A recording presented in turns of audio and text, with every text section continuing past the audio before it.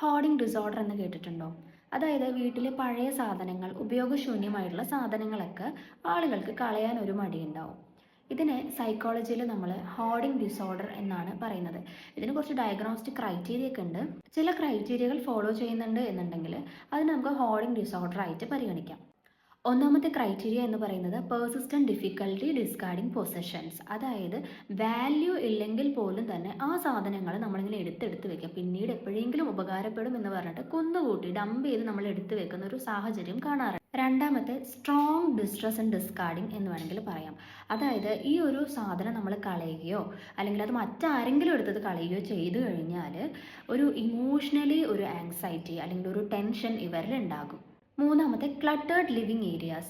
അതായത് വീട് മുഴുവൻ ഒരു ക്ലട്ടറായിട്ട് കിടക്കുക, എല്ലാ സാധനങ്ങളും കുന്നുകൂടിയിട്ട് കിടക്കുന്ന ഒരു സാഹചര്യം കാണാറുണ്ട്. അതായത് റൂം പോലും നമുക്ക് മര്യാദയ്ക്ക് യൂസ് ചെയ്യാൻ പറ്റില്ല, കാരണം അവിടെ മുഴുവനും സാധനങ്ങളും ഉണ്ട്. പഴയ സാധനങ്ങൾ അല്ലെങ്കിൽ ഉപയോഗശൂന്യമായിട്ടുള്ള സാധനങ്ങൾ, പൊട്ടിപ്പൊളിഞ്ഞ സാധനങ്ങൾ കൊണ്ട് അവിടെ കിടക്കുന്ന ഒരു സാഹചര്യം കാണാറുണ്ട്.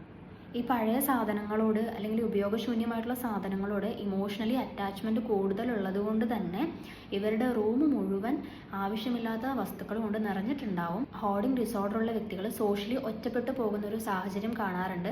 അതുകൊണ്ട് തന്നെ ഇവർ സാധനങ്ങളെല്ലാം ഇങ്ങനെ കുന്നുകൂട്ടി വെക്കുന്നത് കൊണ്ട് തന്നെ പലതരത്തിലുള്ള അസുഖങ്ങൾ ഇവർക്ക് വരാനുള്ളൊരു സാധ്യതയുണ്ട്.